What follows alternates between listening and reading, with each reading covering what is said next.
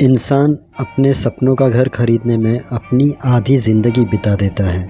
बहुत से लोग तो ऐसे भी हैं जिन्हें उनके जीवन में अपनी छत नसीब ही नहीं होती। डेरेक करके एक व्यक्ति था। वह भाग्यशाली था जो उसने अपने सपनों का घर खरीद लिया था। अमेरिका के न्यू जर्सी में स्थित एक पॉश इलाके में वेस्टफील्ड में डेरेक ने $13,55,000 में ये घर खरीदा तथा $1,00,000 इसके ऊपर खर्चा किया।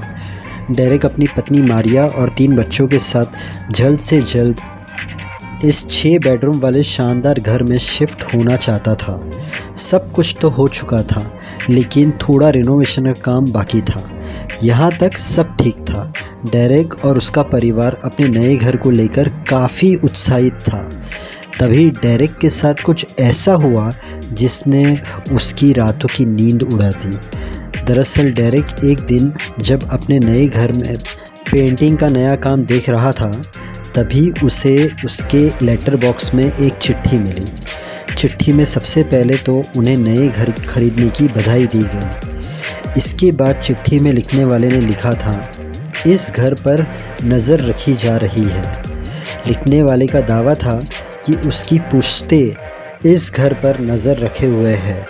1920 के दशक में उसके दादा ने इस घर पर नज़र रखी। 1960 के बाद उसके पिता ने इस घर पर नज़र रखी और अब वो इस घर पर नज़र रख रहा है।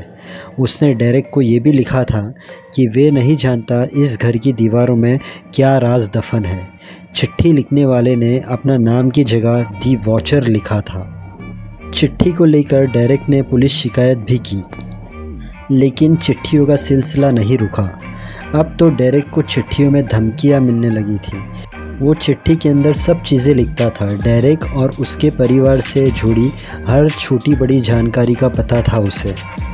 वो डेरेक के बच्चे को यंग ब्लड कहता था और कहता था उनका ख्याल रखना, कभी उन्हें कुछ हो ना जाए।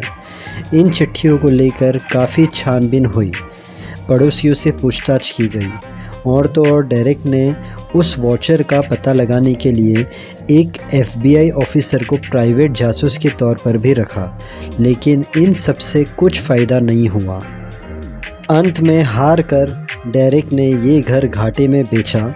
$14,00,000 से ज़्यादा का घर $9,50,000 में बेच दिया। अब किसी का कहना ये है कि चिट्ठी लिखने वाला वही इंसान है जिसने उसे महंगे में घर बेचा और फिर उसे डरा कर सस्ते में घर खरीदा। दूसरे किसी का ये कहना है कि वो घर के अंदर भूत प्रेत थे। तो किसी का ये कहना है ये घर जिसका था उसने मजबूरी में ये घर बेचा था, तो उसका दोस्त उसे मदद कर रहा था ये घर वापस लेने में।